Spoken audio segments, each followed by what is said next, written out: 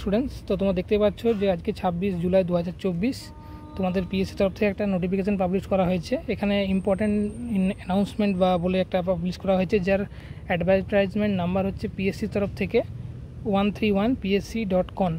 তো এখানে বলা হয়েছে যে তোমাদের যে আমি শর্টে বলে দিচ্ছি, তোমাদের যা যখন ফর্ম ফিল আপ করেছিলে, ফর্ম ফিল আপ করার সময় তোমরা যে কনজিকিউটিভ তোমাদের যে ইমেল আইডি দিয়েছিলে, সেই ইমেল আইডির বেসিসে তোমাদের কিন্তু তোমাদের কল লেটার যাদের নাম এসছে, মেকানিক্যাল এবং ইলেকট্রিক্যালের এখন ইন্টারভিউ শিডিউল তো দিয়ে দিয়েছে।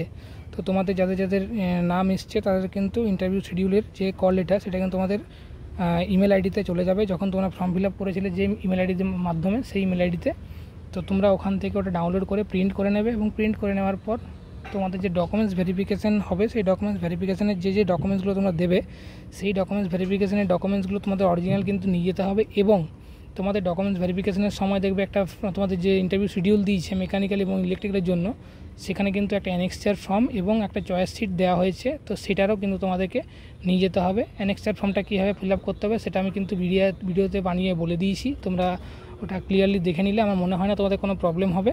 তো এই মোটামুটি ছিল আপডেট। তোমাদের কল লেটারগুলো কিন্তু তোমাদের যা ইমেল আইডি থাকবে সেই ইমেল আইডিতে পাঠানো হয়েছে। আমি ভিডিও বানিয়ে দিয়েছিলাম যে যাদের ইমেল আইডি হারিয়ে গেছে তাদেরকে কী করতে হবে সেটাও তোমরা দেখে নেবে। এবং তোমাদের যা ডকুমেন্টস ভেরিফিকেশানের যে ডকুমেন্টসগুলো সেগুলো নিয়ে তোমাদের কিন্তু ওখানে গিয়ে তোমাদের ডকুমেন্টস ভেরিফিকেশান প্রসেসটা কমপ্লিট যাতে হয়ে যায় তাড়াতাড়ি, সেটা তোমরা দেখে নেবে ভিডিওর মাধ্যমে।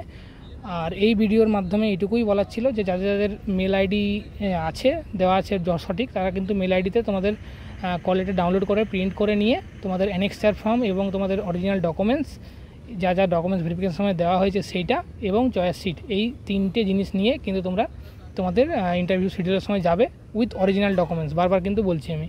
তো এই জিনিসগুলো নিয়ে তোমরা যাবে, এবং আমরা আশা রাখবো সিভিলের রেজাল্টটা খুব তাড়াতাড়ি পাবলিশ হবে। এখনও পর্যন্ত রেজাল্ট পাবলিশ হয়নি, এবং রেজাল্ট পাবলিশ হওয়ার খুব তাড়াতাড়ি ইন্টারভিউ শিডিউলটা কিন্তু পাবলিশ হয়ে যাবে।